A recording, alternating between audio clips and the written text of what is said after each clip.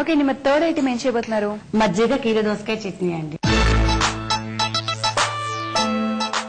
మజ్జిగ కీర దోసకాయ చట్నీ అంటే కీర దోసకాయ వచ్చేసి మన హెల్త్ కి చాలా మంచిది కూడా, చాలా చలవా చేస్తుంది అని కూడా అంటుంటారు. కీర దోసకాయ పీసెస్ గా తీసుకుంటాము అని కొంచెం జ్యూస్ గా తీసుకుంటాము. ఓకే, మరి మజ్జిగ కీర దోసకాయ చట్నీ ఇదంటే ఇలా చట్నీ చేస్తాం, అన్నంలో కూడా పెట్టుకోవచ్చు, చపాతి మీద పెట్టుకోవచ్చు, రైస్ లో పెట్టుకోవచ్చు, మంచిగా ఉంటుంది.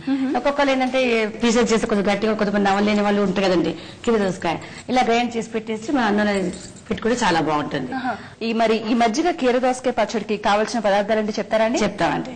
కీర దోసకాయ, మజ్జిగ, ఉల్లిపాయ ముక్కలు, కరివేపాకు, అల్లం ముక్కలు, పచ్చిమిర్చి ముక్కలు, ఉప్పు, పసుపు, కొత్తిమీర.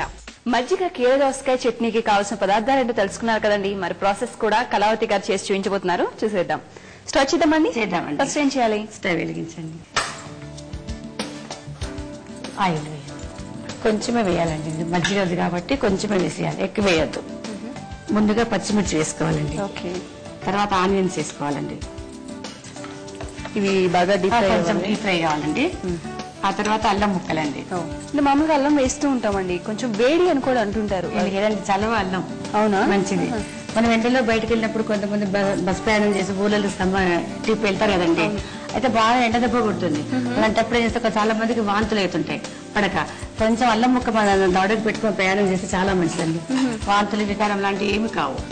నెక్స్ట్ ఏం వేయాలండి? కరివేపాకు అండి. బాగా డీప్ ఫ్రై అయిపోయాయి కదా? అవునండి. ఈ కరివేపాకు ఎంత వేస్తే అంత మనకు మంచిదండి. ఐస్ కి చాలా మంచిది అంటారు. అవును, ఐస్ కు, వెంట్రుకలకు కూడా, హెయిర్ కి కూడా చాలా మంచిది.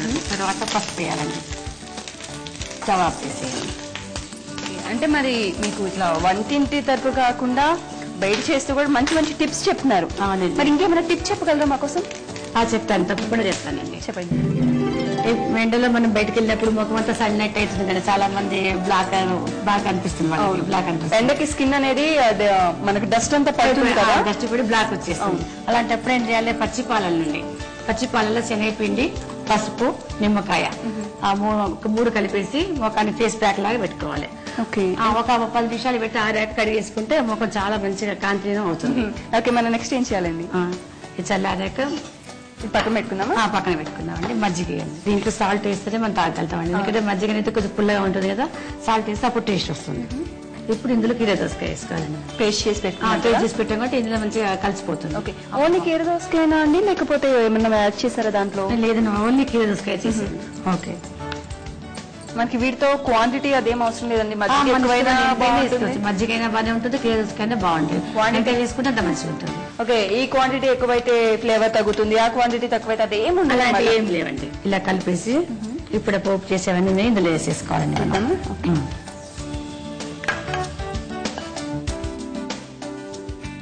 కలర్ఫుల్ గా రెడీ అయిపోయింది అనమాట. అయిపోయిందండి.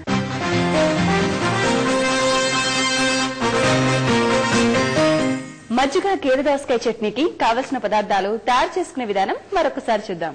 మజ్జిగ కీర దోసకాయ చట్నీ తయారు చేసుకోవడానికి కావలసిన పదార్థాలు: కీర, మజ్జిగ, పచ్చిమిర్చి ముక్కలు, ఉల్లిపాయ ముక్కలు, అల్లం ముక్కలు, ఉప్పు, పసుపు, కొత్తిమీర, కరివేపాకు. మజ్జిగ కీర దోసకాయ చట్నీ తయారు చేసుకునే విధానం: ముందుగా స్టవ్ వెలిగించి పాన్ పెట్టి 2 నుంచి 3 స్పూన్స్ ఆయిల్ వేసి అది కాగాక దానిలో పచ్చిమిర్చి ముక్కలు, ఉల్లిపాయ ముక్కలు, అల్లం ముక్కలు, కరివేపాకు వేసి అవి వేగాక పసుపు వేసి కలిపి స్టవ్ ఆఫ్ చేసి చల్లారనివ్వాలి. ఇప్పుడు ఒక బౌల్లో మజ్జిగ తీసుకుని దానిలో తగినంత ఉప్పు, కీర దోసకాయ పేస్ట్, చల్లారిన పోపు మిశ్రమాన్ని కలుపుకొని కొత్తిమీరతో గార్నిష్ చేసుకోవాలి. అంతే, మజ్జిగ కీర దోసకాయ చట్నీ తినడానికి రెడీ.